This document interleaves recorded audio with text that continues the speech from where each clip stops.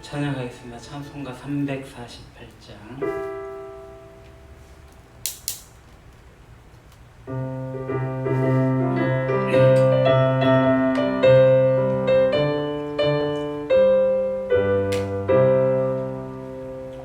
마귀들과 싸울지라 죄악 벗은 형제여, 저리 악한 적병과 심판 날과 멸망의 날 내가 섰는 눈앞에 곧 다가오리라.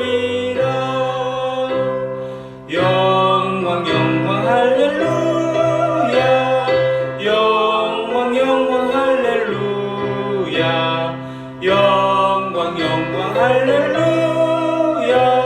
곧 승리하리라. 마귀들과 싸울지라 죄악 벗은 형제여, 고함치는 무리들은 흉한 마귀 아닌가. 무섭고도 더러운 죄 모두 떨쳐버리고 주 예수 붙들라. 영광 영광 할렐루야, 영광 영광 할렐루야, 영광 영광 할렐루야. 곧 승리하리라. 마귀들과 싸울지라 죄악 벗은 형제여, 구주 예수 그리스도 그 심판을 벌리고 너를 도와주시려고서 기다리시니 너 어서 나오라. 영광 영광 할렐루야, 영광 영광 할렐루야, 영광 영광 할렐루야. 곧 승리하리라. 아멘. 우리 이 시간에 같이 기도하기를 소망합니다. 우리가 염려합니까? 근심이 있습니까? 이 모든 것들은 다 주님께 맡겨야 됩니다. 주님께서 친히 말씀하시기를 너희 염려를 다 주께 맡기라. 이는 그가 너희를 돌보심이라. 건신하라, 깨어라. 너희 대적마귀가 우는 사자같이 두루다니며 삼킬 자를 찾나니 너희는 믿음을 굳건하게 하여 그를 대적하라. 이는 세상에 있는 너희 형제들도 동일한 고난을 당한 줄을 알미라. 모든 은혜의 하나님 곧 그리스도 안에서 너희를 부르사 자기의 영원한 영광에 들어가게 하시니가 잠깐 고난을 당한 너희를 친히 온전하게 하시며 굳건하게 하시며 강하게 하시며 서로를 견고하게 하시리라 라고 말씀하십니다. 우리가 이 세상 가운데 유혹에도 빠지기도 하고 시험에 들기도 하지만 그때마다 우리가 굳건하게 서기를, 그리고 이 마귀를 대적할 수 있기를, 최후 승리가 주님께 있기 때문에 우리가 주님 편에 서서 건신하여서 깨어서 살아갈 수 있기를 이 시간 같이 기도하도록 하겠습니다. 하나님 아버지, 오늘 우리가 이 세상을 사는 동안에 여러 가지 어려움을 가지고 또 여러 가지 염려와 근심을 가지고 살아갑니다. 그러나 모든 것을 다 이루신 하나님께서 저희들을 위해서 하신 일들을 기억하면서 저희들이 무엇을 염려하고 무엇을 근심하고 쫓아가겠습니까? 하나님만 바라보며 하나님 행하신 일들을 저희들이 기억하며 그 길을 쫓아가기를 소망합니다. 마귀 사탄이 우는 사자와 같이 돌아다니면서 삼킬 자를 찾는다고 하셨는데 오늘 저희들이 거기에 빠지지 않기를 소망합니다. 그리하여서 저희들이 근신하기를 소망하고 깨어있기를 소망합니다. 우리의 믿음을 굳건하게 하기를 소망합니다. 그래서 악한 마귀 대적을 대적할 수 있는 저희들 되어지게 하여 주시옵소서. 정말 주님께서 함께 하시기에 저희들이 능히 이길 수 있음을 고백합니다. 아버지 하나님, 예수님이 사탄 마귀를 말씀으로 물리치신 것을 저희들이 기억합니다. 말씀을 가까이 하게 하시고 말씀에 행하신 대로 저희들이 받아들여 굳건한 믿음 위에 설 수 있도록 하여 주시옵소서.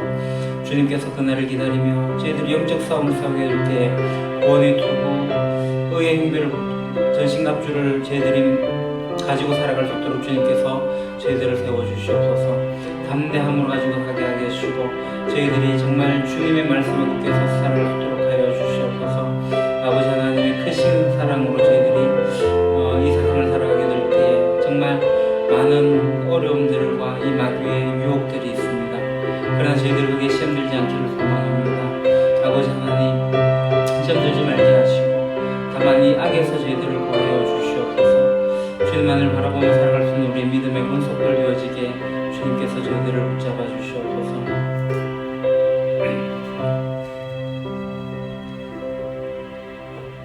하나님 아버지, 이 세상 사는 동안에 저희들이 무엇을 염려하며 무엇을 근심하며 살아가겠습니까? 모든 것이 다 주님께 있고 주님의 것이기에 주님만을 의지합니다. 그리하여서 마귀가 우는 사자처럼 두루 삼킬 자를 찾기 위해서 두루 다니지만 저희들이 근신하고 깨어있게 하시고 믿음 위에 굳게 설 수 있도록 하여 주시옵소서. 때에 따라서 저희들이 환난을 당하고 또 어려움을 당하고 고난을 당하면서 우리가 쉬이 흔들릴 수 있긴 하겠지만 그럼에도 불구하고 저희들이 주님이 주시는 힘으로 말미암아 담대하게 살아갈 수 있도록 하여 주십시오. 정말 주님께서 주시는 놀라운 능력이 저희들이 있기를 소망합니다. 아버지 하나님의 크신 사랑과 크신 은혜가 저희들을 두루 감쌀 것을 믿으니 아버지 하나님의 그 놀라운 능력의 팔로 저희들을 붙잡으실 것을 믿으니 주님만을 바라보고 살아가는 저희들 되게 하옵소서. 오늘 이 시간도 함께 하심에 감사를 드리고 예수님 이름으로 기도합니다. 아멘. 이사야서 21장 1절에서 17절까지입니다. 구약 성경 990쪽 이사야서 제21장 1절에서 17절까지 천천히 말씀을 봉독하겠습니다. 해변 광야에 관한 경보라. 적병이 광야에서 두려운 땅에서 내게 회오리 바람같이 몰려왔도다. 혹독한 묵시가 내게 보였도다. 속이는 자는 속이고 약탈하는 자는 약탈하도다. 엘람이여 올라가고 메대여 에워사라. 그의 모든 탕식을 내가 그치게 하였노라 하시도다. 이러므로 나의 요통이 심하여 해산이 임박한 여인의 고통 같은 고통이 나를 음습하였으므로 내가 괴로워서 듣지 못하며 놀라서 보지 못하도다. 내 마음이 어지럽고 두려움이 나를 놀라게 하며 희망의 서광이 변하여 내게 떨림이 되도다. 그들이 식탁을 베풀고 파수꾼을 세우고 먹고 마시도다. 너희 고관들아 일어나 방패의 기름을 바를지어다. 주께서 내게 이르시되 가서 파수꾼을 세우고 그가 보는 것을 보고하게 하되 가명대가 상상이 오는 것과 나기 때와 낙타 때를 보거든 귀 기울여 자세히 들으라 하셨더니 파수꾼이 사자같이 부르짖기를 주여 내가 낮에 늘 망대에 서 있었고 밤이 새도록 파수하는 곳에 있었더니 보소서 마병대가 상상이 오나이다 하니 그가 대답하여 이르시되 함락되었도다 함락되었도다. 바벨론이여 그들이 조각한 신상들이 다 부서져 땅에 떨어졌도다 하시도다. 내가 짓밟은 너여 내가 타작한 너여 내가 이스라엘의 하나님 만군의 여호와께 들은 대로 너희에게 전하였노라. 두마에 관한 경고라. 사람이 세일에서 나를 부르되 파수꾼이여 밤이 어떻게 되었느냐 파수꾼이여 밤이 어떻게 되었느냐. 파수꾼이 이르되 아침이 오나니 밤도 오리라. 내가 물으려거든 물으라. 너희는 돌아올지니라 하더라. 아라비아에 관한 경고라. 드단 대상들이여 너희가 아라비아 수풀에서 유숙하리라. 대마 땅의 주민들아 물을 가져다가 목마른 자에게 주고 떡을 가지고 도피하는 자를 영접하라. 그들이 칼날을 피하며 뺨칼과 당긴 활과 전쟁의 어려움에서 도망하였음이니라. 주께서 이같이 내게 이르시되 품꾼에 정한 기한 같이 1년 내에 게달의 영광이 다 쇠멸하리니 게달 자손 중 활 가진 용사의 남수가 적으리라 하시니라. 이스라엘의 하나님 여호와의 말씀이니라. 아멘. 지도를 보겠습니다. 기원전 8세기입니다. 남유다의 왕이 아하스였는데 아하스가 죽고 나서 히스기야가 왕이 되고요.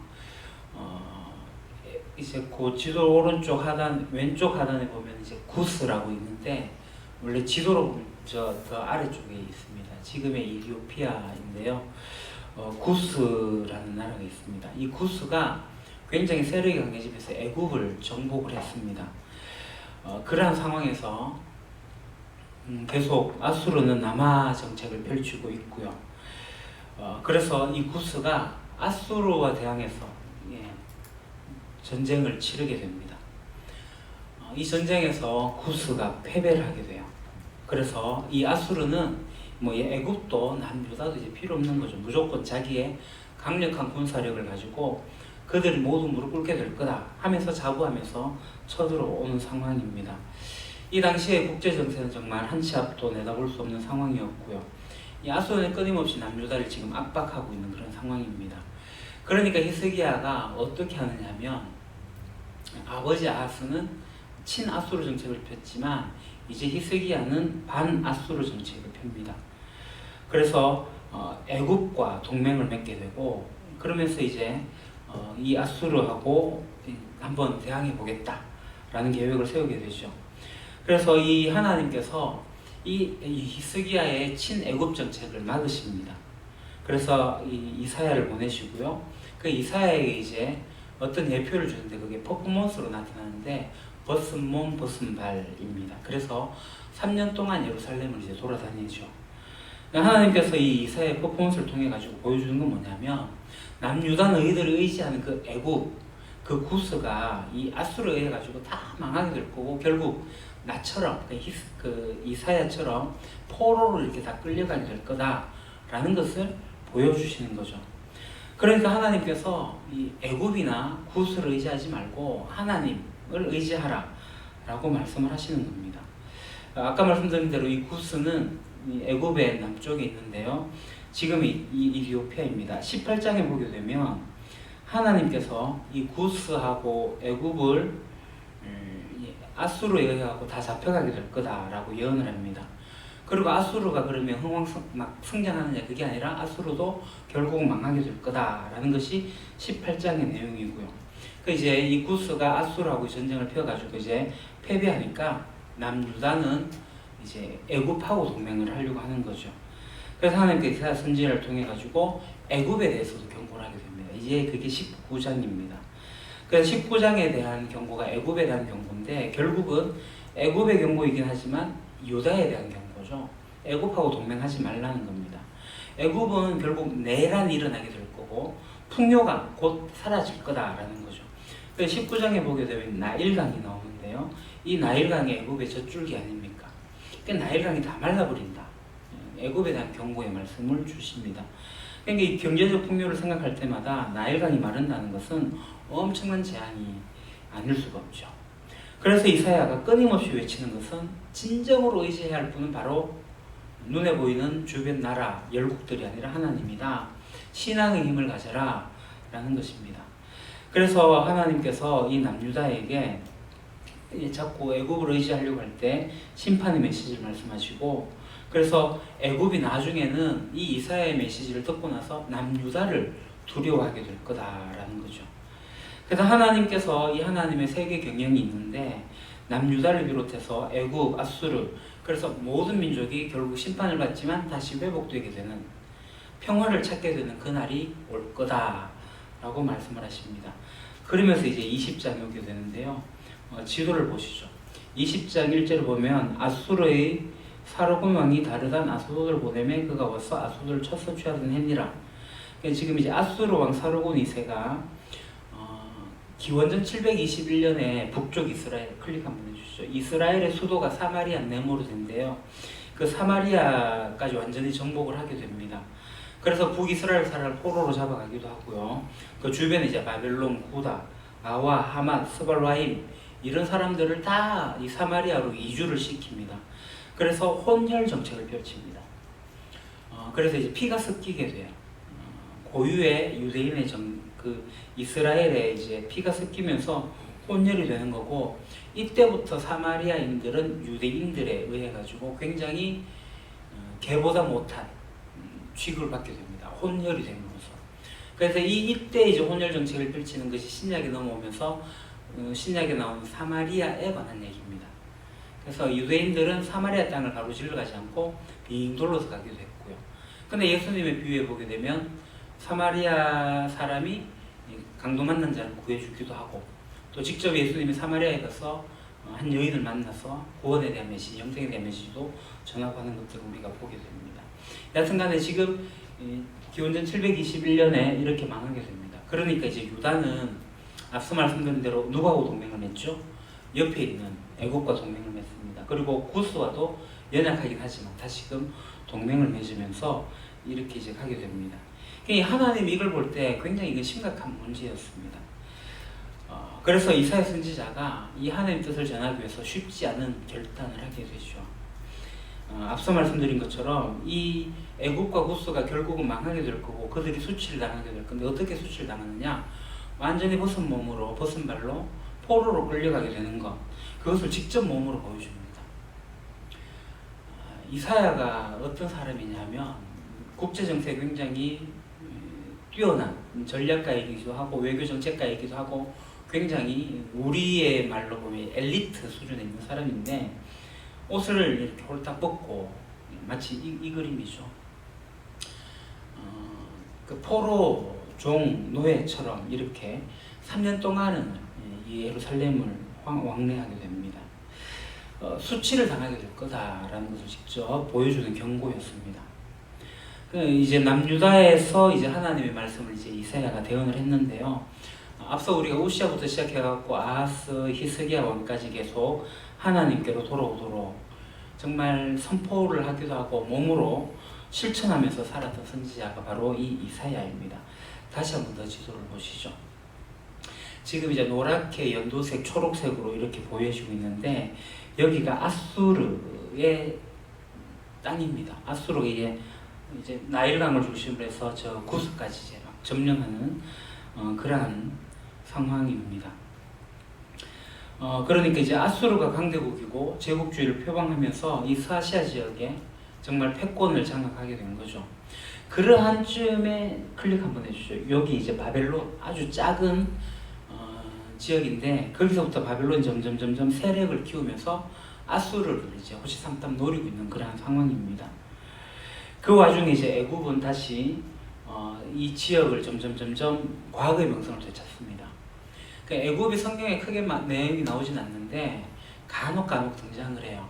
사실 애굽은 강대국이었는데 언제 망하냐면 출애굽할 때 모든 군사가 이 강에 홍해 바다에 푹 잠겨버리면서 완전히 전멸합니다. 그때부터 애굽이 존재가 희미해집니다. 그래서 애굽이 점점 이제 강성해지다가 망해지다가 다시 커지다가 한 그런 일들이 일어나게 됩니다. 여하튼간에 애굽은 다시 힘을 키워냈어요. 왜냐하면 애굽이라는 곳이 나일강을 중심으로 해서 먹고 살기 좋은 풍요로운 곳이었기 때문에 그렇습니다. 여하튼 애굽은 과거의 명성을 되찾게 되고 그래서 막바지 자기들을 지키려고 하는 그러한 상황이 있었습니다. 그렇지만 이게 이제 주변의 나라들이 있긴 하지만 이 나라들이 의지해야 할 곳은 그러니까 유다가 의지해야 될 곳은 나라들이 아니라 강대국이 아니라 하나님께서 역사를 주관하시고 이 세계를 주장하고 계시다, 경영하고 계시다라는 겁니다. 그러니까 유다 땅의 히스기야 왕은 클릭 한번 해주죠. 아수르하고 이제 반아수르 정책을 펼치는 거죠. 그러면서 누구하고 동맹을 맺어요? 애굽하고 동맹을 맺게 됩니다. 그것이 이제 히스기야 왕의 외교 노선, 이제 국가 정책이었습니다. 그래서 이사야 선지자가 충고를 합니다. 두 가지 충고를 하는데 그게 뭐냐면 지금 자주국방이 중요한 게 아니다라는 겁니다. 지금 자주국방을 위해서 어떠한 노력을 하는 것보다 오히려 지금 더 중요한 건 뭐냐면 이 나라에 있는 가난한 자들을 잘 돌봐라는 겁니다. 추수 때 밥 모퉁이 일부를 남겨놓는 것이 이 유대 이스라엘이 해야 할 일들이었잖아요. 왜냐하면 제사장 나라이기 때문에 율법을 규정을 지키면서 살아가는 겁니다. 그러면서 그런 것들을 배려하고 소외된 자 가난한 자들을 도와가면서 국가 행정력에 더 집중하라라는 것이 이사야 선지자의 얘기입니다. 이게 뭔 말이냐면 히스기야 왕이 지금 이제 아수르가 계속 침략해 오고 있으니까 막아서야 되겠는데 이제 자주국방의 의지를 불태우고 있는데 그러려면 이들이 포위해 오게 될 때 우리 성벽을 튼튼하게 세워야 되겠다 해가지고 그때 당시에 예루살렘 성벽이 있는데 이것을 보수하면서 그게 기대어 사는 가난한 사람들을 모두 다 이제 쫓아내버리고 움막이 있었는데 그걸 다 흘러내버리고 하는 일들을 하지 말라는 거예요. 그들을 살리는 게 없으면 뭐지 지금 자주국방이 중요한 게 아니라는 겁니다. 그래서 지금 이제 두 번째로 하는 게 뭐냐면 지금 친애굽 정책을 펼치고 있는데 그것을 철회해라. 너 애굽 의지하지 마라. 오직 하나님만 의지해라. 강대국 중심의 국가 경영이 아니라 하나님 중심의 국가 경영을 펼쳐라 라는 겁니다. 그러니까 히스기야가 아수르에게 바치는 조공이 너무나 힘이 붙이니까 애국과 동맹을 맺고 하는 거죠. 그렇지만 이러한 상황에서 이사야가 충고하지만 히스기야는 이게 쉽게 포기가 되지 않습니다. 그러면서 이제 21장으로 넘어오게 됩니다. 오늘 본문 하나님께서 이 바벨론에 대한 심판의 말씀을 이사야를 통해서 하고 계시는 거죠. 당시에 이제 남유다는 아까 이 보는 것처럼 아수르와 애국과의 관계 속에 있는데, 그래서 예루살렘을 요새화하고 군사를 강화하는 그런 정책을 펼치고 있습니다.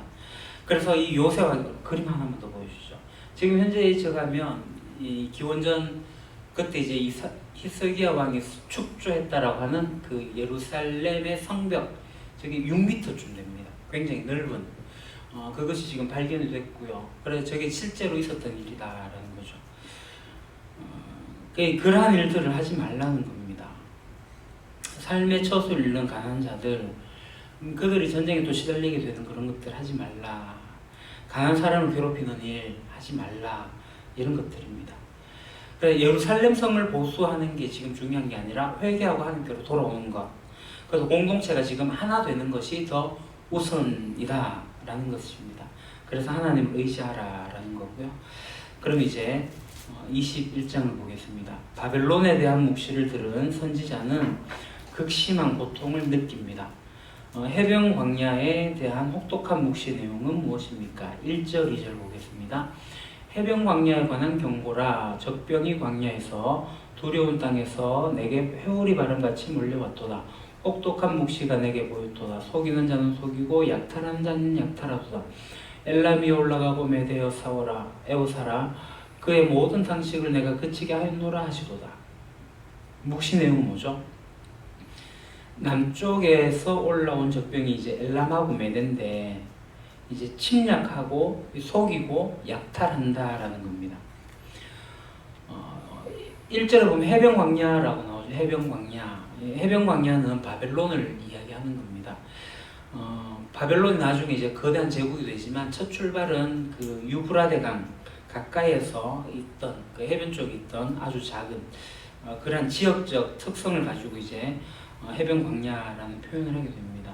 또 이 해변이라는 표현은 당시 유대인들의 사고에 해변은 사탄이 있는 곳, 또 심판이 있는 곳, 그런 쪽으로 생각했기 때문에 이 바벨론을 그렇게 보고 있는 거고요. 그래서 이제 바벨론이 이제 서아시아 지역의 패권을 장악하게 됩니다. 지금은 아까 지도 본 것처럼 아수르가 패권을 장악하지만 신흥 바벨론이 점점 커오면서 아수르를 이제 집어삼키는 경우가 되는데요. 근데 이사야 선지자가 활동하고 난 150년 이후에 바벨론이 그렇게 성장하게 됩니다. 근데 그 150년 이후에 성장한 바벨론이 패망하게 될 거다라는 것이 지금 이사야 선지자가 생생하게 지금 예언하고 있습니다. 심판의 묵시가 이어집니다. 자, 그 다음 이 심판의 묵시를 본 선지자가 어떤 반응을 보입니까? 3절, 4절. 이러므로 나 요통이 심하여 해산이 임박한 여인의 고통 같은 고통이 나를 엄습하였으므로 내가 괴로워서 듣지 못하며 놀라서 보지 못하도다. 내 마음이 어지럽고 두려움이 나를 놀라게 하며 희망의 서광이 변하여 내게 떨림이 되도다. 선지자가 어떤 반응을 보이죠? 3절에 극심한 고통으로 괴로워한다. 4절에 심판에 대한 두려움으로 놀라서 떨었다라고 합니다. 앞서 말씀드린 대로 이게 이제 150년 이후에 대한 묵시의 예언입니다. 근데 이것을 본 이사야의 공포가 굉장히 큰 거죠. 상상 이상이었습니다. 해산을 하는 일에 대한 고통이다. 그 남자는 이해하지 못하는 고통입니다. 해산의 고통이 그렇게 크다고 하는데 남자는 뭐 죽었다 깨어나도 모른다고 하는 그 고통. 뭐 대상포진이 막 오면 그 정도 고통이라고 하긴 하지만 그게 비할 바가 될지 모르겠습니다만은 엄청난 고통이 있다는 겁니다. 희망의 빛이 완전히 꺼져버리는 어둠의 고통이 바로 보인다는 거죠. 이 선지자가 구원의 소식과 기쁨의 소식, 회복의 소식만 전하는 것이 아니라 심판의 소식도 전하고 있다라는 겁니다. 하나님의 말씀에는 이 심판의 소식도 엄중한 심판의 경고도 있다라는 것이죠. 그래서 우리가 복음을 전할 때 예수 믿고 복 받으세요로만 그쳐서는 안 됩니다. 이 세상 끝난다라는 거죠. 심판이 있게 된다라는 것을 전해야 됩니다. 이사야 선지자가 했던 일은 그 심판에 대한 경고입니다. 자, 그 다음 심판은 바벨론이 안락한 삶에 도취되어 있을 때 갑자기 임합니다. 침략 임박한 상황에서 바벨론 사람들은 어떤 모습을 보입니까? 5절을 보겠습니다. 그들이 식탐을 베풀고 파수꾼을 세우고 먹고 마시도다. 너희 고관들아 일어나 방패의 기름을 바를지어다. 바벨론 사람들이 어떤 모습을 보이죠? 식탁을 베풀고 파수꾼을 세우고 먹고 마셨다라는 겁니다. 모든 멸망은 갑작스럽게 닥치게 됩니다. 노아 홍수 때도 마찬가지죠. 노아가 방주에 들어가는 그날까지 사람들은 먹고 마시고 시집가고 장가갔습니다. 소돔과 고모라도 멸망 직전까지 상거래도 다 하고 집을 짓기도 하고 그랬습니다. 파수꾼을 세웠으니까 안전할 거야, 파수꾼이 지켜줄 거야 라고 생각을 하지만 파수꾼이 그렇게 지켜주지 못합니다. 심판이 이르게 될 때 우리가 세워놓은 보호장치는 아무런 소용도 없는 거죠. 오직 하나님만 우리의 요새가 되시고 우리의 산성이고 우리의 방패가 되어주실 수 있습니다. 그 다음 이제 파수꾼이 보고한 내용이 나오는데요. 그것은 무엇입니까? 9절을 보겠습니다. 보소서 마병대가 상상이 오나이다 하니 그가 대답하여 이르시되 함락되었도다 함락되었도다. 바벨론이여 그들이 조각한 신상들이 다 부서져 땅에 떨어졌도다 하시도다. 파수꾼이 보고한 내용은 마병대가 와서 바벨론을 함락하고 바벨론 신상들은 땅에 떨어져 부서졌다라는 겁니다. 바벨론은 고레스가 이끄는 메데바사 군대 침략으로 539년에 망합니다. 지도 제가 해놨지 싶은데요. 예. 이제 바벨론 제국이 지나가고 페르시아 제국입니다. 바사 제국이 다시금 이제 저 지역을 차지하게 되는데요. 바벨론 제국이 있었는데 주변에 이제 메데인과 바사인들이 바벨론을 장악하게 되고 그 바사의 고레스 왕이 바사가 페르시아입니다. 그 다 차지하게 됩니다. 그래서 지금 파수꾼이 무엇을 보냐면 마병대가 상상이 오게 된다.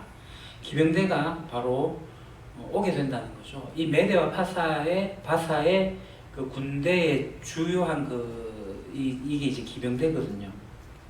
그들이 쳐들어온다라는 겁니다. 그 바벨론도 풍요롭고 번영을 이루었지만 결국은 모든 우상들까지 다 파괴되어져 버리는 그런 상황이 된다는 거죠. 이 바벨론이 요한계시록까지 이어집니다. 바벨론이 음녀 바벨론으로 등장하게 되고요. 세상의 멸망과 이 바벨론으로도 이어지게 됩니다. 그래서 천사들이 요한계시록에 보게 되면 무너졌다. 큰 성 바벨론이여. 각종 더러운 영이 더럽히는 곳이 되었다. 이 바벨론을 이야기합니다. 자, 그 다음 바벨론의 심판의 묵시가 전달되는데 누구에게 전달됩니까? 10절 내가 짓밟은 너여 내가 타작한 너여 내가 이스라엘의 하나님 만군의 여호와께 들은 대로 너희에게 전하였노라. 누구에게 전달되죠? 내가 짓밟은 너, 내가 타작한 너. 이들이 누굽니까? 이스라엘입니다. 이스라엘. 이스라엘이 도무지 죄에서 빠져나오지 못하니까 하나님께서 바벨론을 또 도구로 들어서 짓밟으신 거예요. 지금 이제 농사 짓는 것과 동일하게 표현되었는데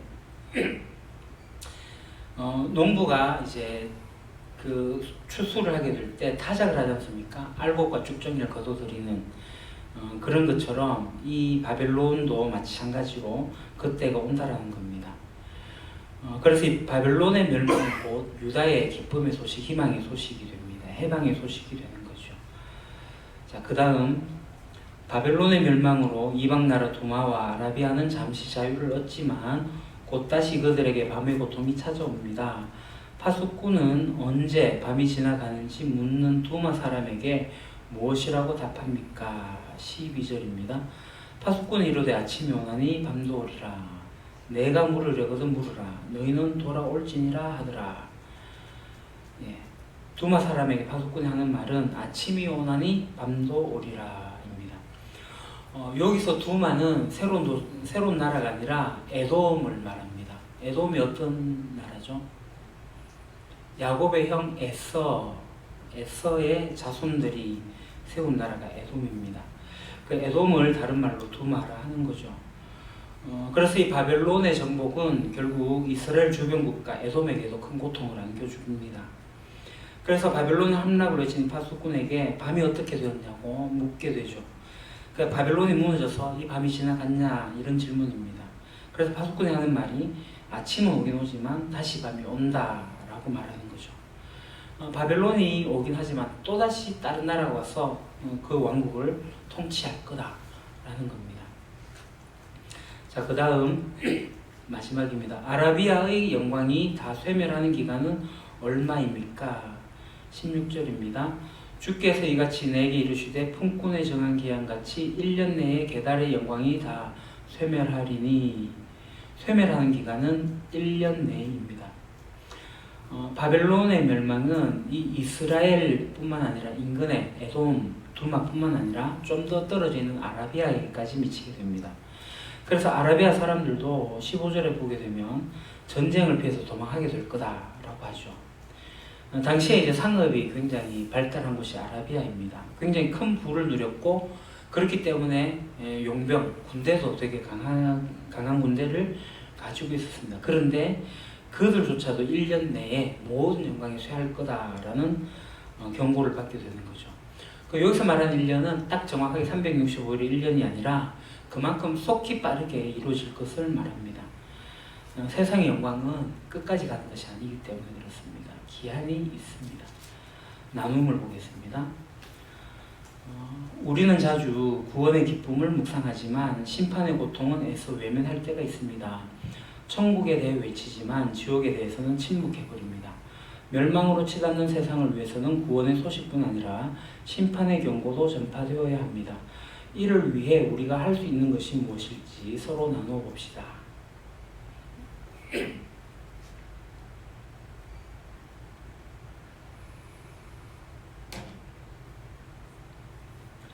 우리가 지난번에 한번 말씀드렸다시피 예수 믿고 천국 가자, 하나님 나라가 임한다, 이걸 전하는 것도 참 중요합니다. 그게 중요하죠. 중요하지만 반대급부에 이 세상의 끝도 끝난다라는 것도 같이 전해야 됩니다.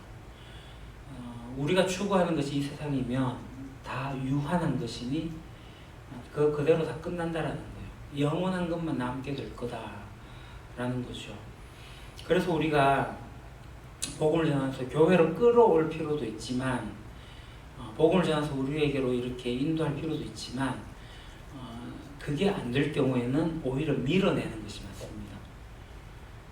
그래서 그쪽 세상의 끝을 볼 수 있도록 그가 서 있는 곳이 깨어져 있는 기반을 가지고 있는 것을 볼 수 있도록 살짝 밀어주는 것도 괜찮습니다. 그래서 이 세상 끝날 거야, 너 그렇게 살아봐봐, 괜찮다면 살아봐. 이제 복음 전하는 구걸하는 게 아니거든요. 제발 좀 이게 아니라 너 그렇게 살만하면 살아 라고 하는 겁니다. 그렇다고 복음을 전하지 않고 네 멋대로 살아라 이건 아니고요. 애통하는 마음을 가지고 긍휼한 마음을 가지고 그에게 다가가고 복음을 정확하게 제시하고 너 이 세상 끝날 거야, 너 자꾸 세상 붙잡고 살아갈래? 영원한 것을 바라봐야 되지 않겠어? 라고 전하는 것이 복음 전파입니다. 그러니까 이 심판의 경고도 정확하게 언급을 하는 것이 좋습니다. 자, 그 다음 안락한 삶의 추에 있던 바벨론에게는 심판이 도적같이 이르겠지만 늘 주님을 기다리며 파수하던 자들에게는 기쁨의 순간으로 다가올 것입니다. 우리가 주님을 기쁘게 맞이할 수 있으려면 늘 마음과 행실을 준비해야 합니다. 주의 오심을 잊게 만드는 또 경건한 삶을 이탈하게 하는 일상의 안주, 분주함, 달콤함이 있다면 무엇인지 서로 나눠 봅시다. 많죠.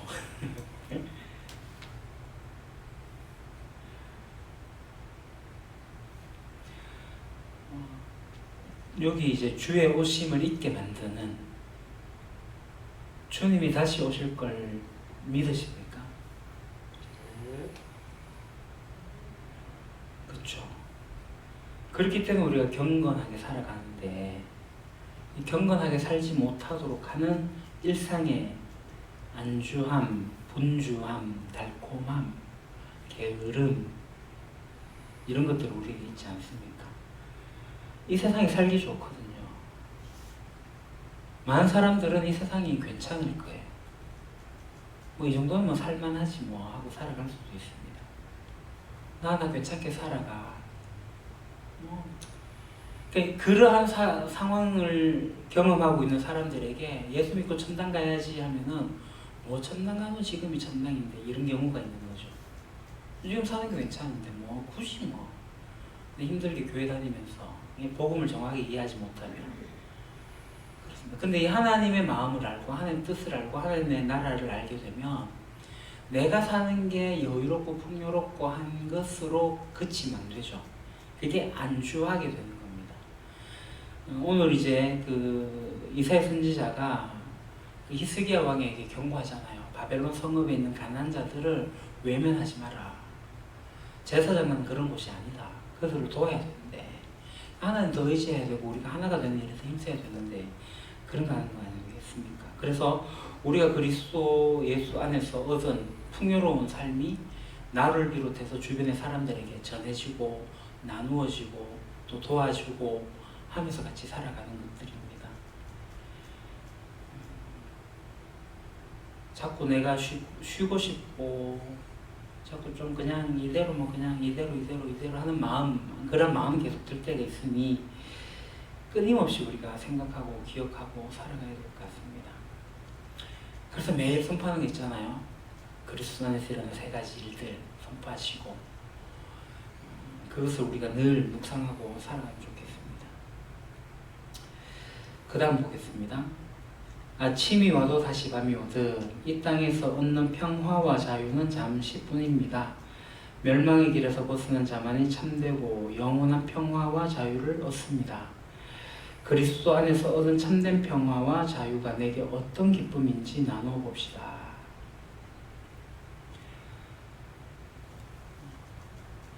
예수님을 믿고 나서 참된 평화와 자유, 기쁨이 있으십니까? 저는 과거에 없었습니다. 아니 있어도 잘 몰랐습니다.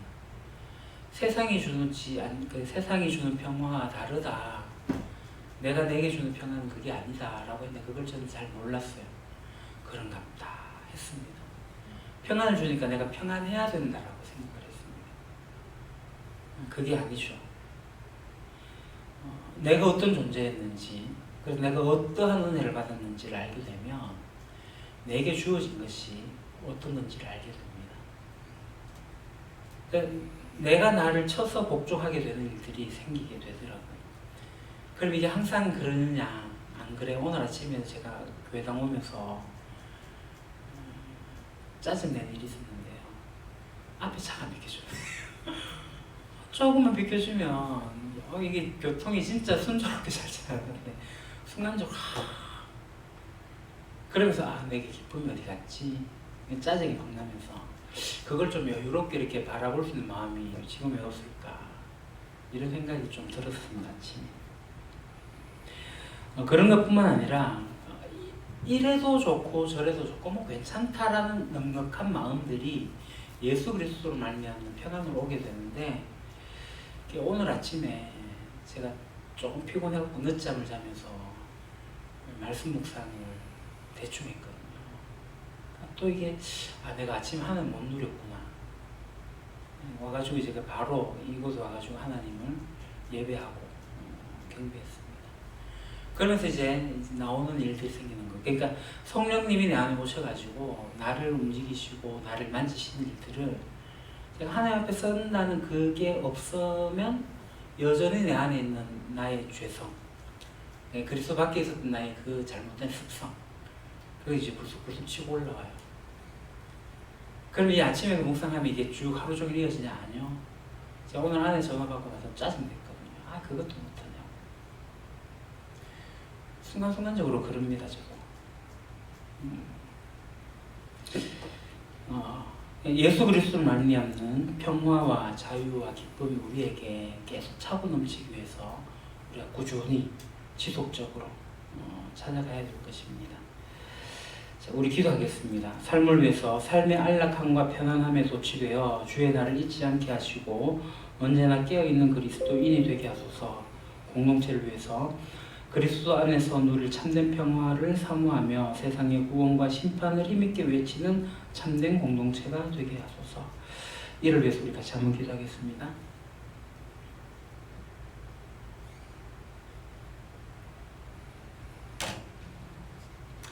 하나님 아버지, 하나님 나라의 백성된 제가 늘 하나님 말씀을 묵상하고 또 하나님을 예배하고 경배하고 그렇게 성령님 이끄신 대로 살아가긴 하지만 그럼에도 불구하고 성령을 따르지 못하는 나의 잘못된 모습들을 발견하게 됩니다.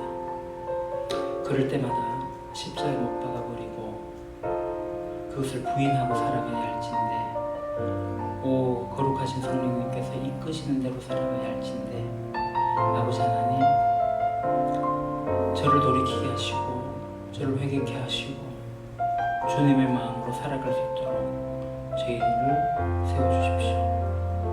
하루하루 살아가면서 지금의 삶이 풍족하다, 지금이 평안하다, 지금 이 정도면 괜찮지 하는 것에서 주님이 언제 임하실지 도적같이 임할 그날을 기다리지 못하고 그저 살아가고 있는지 돌아보게 됩니다.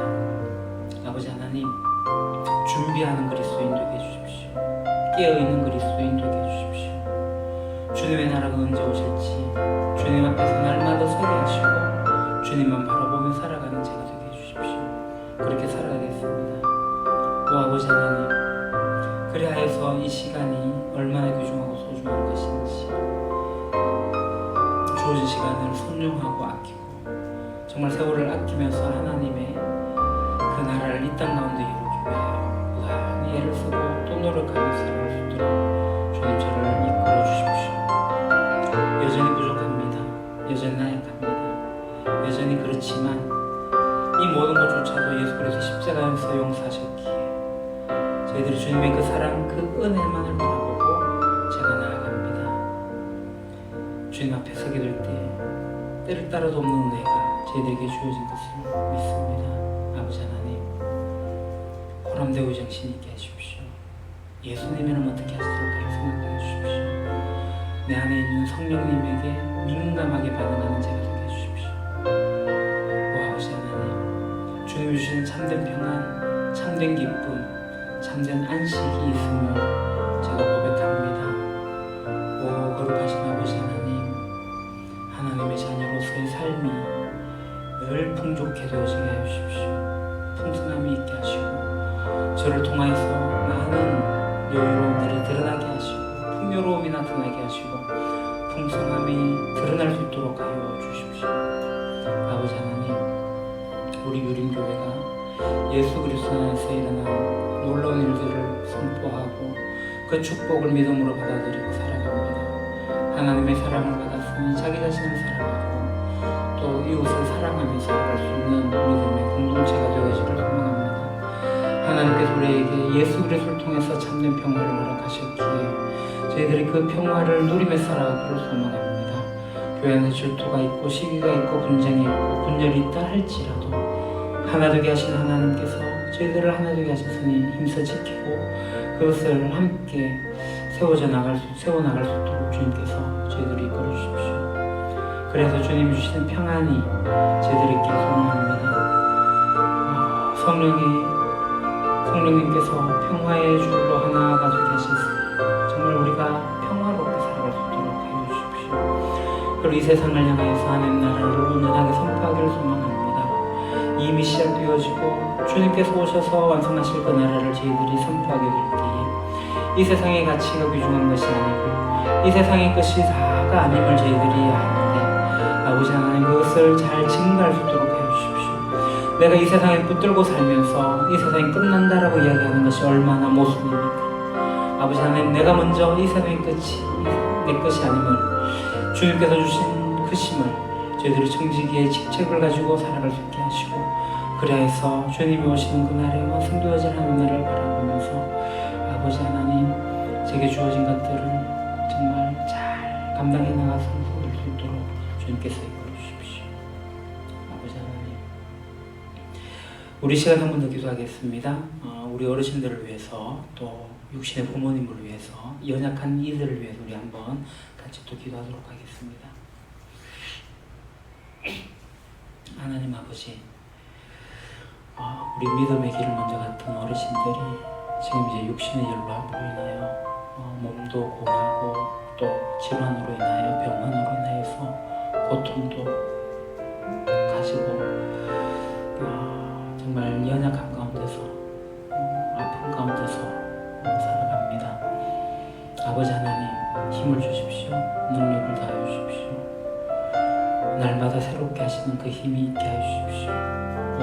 거룩하신 하나님 아버지, 주님의 그 놀라운 힘의 능력이 나타나기를 소망합니다. 아버지 하나님, 약할 때 강한 되시는 주님을 의지합니다. 강할 때 부함이 되는 주님을 의지합니다. 아버지 하나님, 정말 하나님께서 원하시는 바대로 저희들을 이끌어 주십시오. 주님 부르시는 그날까지 우리 어르신들이 이 땅에 남겨주셔서는 그날까지 기쁨 속에서, 평안 속에서, 강건함 속에서 감사함이 넘치는 생활이 될 수 있도록 주님께서 붙잡아 주시고, 정말 주님이 주시는 참된 평안을 누리고 안식을 누리며 살아갈 수 있도록 주님께서 도와주십시오. 아버지 하나님, 그 무엇을 의지하겠습니까? 하나님께서 이 세상의 여러 가지 일들을 통해서 하신 일들을 바라보면서 또 때론 약을 의지하기도 하고 의사의 손길을 의지하기도 하지만 아버지 하나님의 손길이 미치는 곳이기에 아버지 하나님 그들을 통하여서 회복되어짐이 있을 수 있도록 하여 주십시오. 아버지 하나님, 회복되어지는 날이라도 더 이상 나빠지지 않고 유지되어질 수 있도록 주님께서 도와주십시오. 그러나 주님께서 원하시고 주님께서 생사화복을 주장하시기에 그날이 온다면 아멘으로 할렐루야 외치며 주님께 나아갈 수 있도록 주님 믿음 위에 믿음을 더하여 주시옵소서. 육신의 부모님을 기도합니다. 연로한 가운데 병원에서 림을 맡기도 하고 또 병원 입원했기도 하고 요양병원에서 요양을 하기도 하고 그렇게 생활합니다. 아버지 하나님, 그 마음 가운데 평안함이 있게 하여 주십시오. 정말 외롭고 슬프고 또 누군가를 바라보지 못하는 가운데 적적함이 있다 할지라도 지금 코로나 시대에 함께 면회하지도 못하고 또 기도하는 가운데에서 저희들이 바랍니다. 그는 함께 하시는 성령님을 의지하며 성령님께서 함께 하셔서 도와주시고 힘을 다하여 주셔서 뼈 마디마디가 강하게 하여 주십시오. 혈액이 잘 순환되어지도록 혈관을 튼튼하게 하여 주십시오. 아버지 하나님, 근육도 주시고 아버지 하나님, 정말 오장육부가 순환계가 잘 순환되어질 수 있도록 아버지 하나님 강건함 있게 하여 주십시오. 주님을 부르시는 그날까지 아버지 하나님의 은혜와 속에서 또 가족들의 기도 속에서 아버지 하나님 주십시오. 능력을 다하여 주십시오. 은총을 다하여 주십시오. 가슴 아프고 울는 가족의 눈물 주님께서 슬프게 해주십시오. 하나님 아버지, 예수님께서 오셔서 이미 시작한 하나님 나라, 그리고 다시 오셔서 완성하실 하나님 나라, 그 날을 바라봅니다. 주님 오실 때 이 세상이 다 끝이 날 것이고 주님 오실 때 저희들이 깨어있어서 주님을 만나기를 소망합니다. 언제나 준비되어져 있는 깨어있는 그리스도인이 되게 해주십시오. 그리고 이 세상 가운데 저희들이 하나님 나라를 먼저 저희들이 이해하고 그것을 선포할 수 있기를 소망합니다. 하나님 나라 백성으로서 살아가게 해주십시오. 이 땅의 것을 추구하는 것이 아니라 하나님의 것을 추구하며 살아가는, 그래서 우리가 나중에 불로 다 태워도 은과 금으로 드릴 수 있을 순전한 것들이 나타날 수 있는 것들이 있게끔 저희들을 세워주십시오. 연로하신 어르신들을 위해서 기도합니다. 연약한 가운데, 아픈 가운데, 고통 가운데 있습니다. 연약함은 강함이 되게 해주십시오. 고통은 감해지게 해주십시오. 마음에 어렵고 혼란함은 평안함으로, 쉼으로 주님께서 어루만져 주십시오. 약할 때 강함 되시는 주님의 그 놀라운 은혜의 손길이 우리 어르신들 위해 함께 있기를 소망하오니 함께 해주시고, 또 부모님을 위해서 늘 기도하는 자녀들의 기도를 주님께서 받아주십시오. 가족들의 눈물, 아픔, 슬픔을 주님께서 어루만져 주시옵소서. 예수님 이름으로 기도합니다. 아멘. 하늘에 계신 우리 아버지, 아버지의 이름을 거룩하게 하시며 아버지의 나라가 오게 하시며 아버지의 뜻이 하늘에서와 같이 땅에서도 이루어지게 하소서. 오늘 우리에게 일용할 양식을 주시고 우리가 우리에게 잘못한 사람을 용서해 준 것 같이 우리 죄를 용서해 주시고 우리를 시험에 빠지지 않게 하시고 악에서 구하소서. 나라와 권능과 영광이 영원히 아버지 것입니다. 아멘.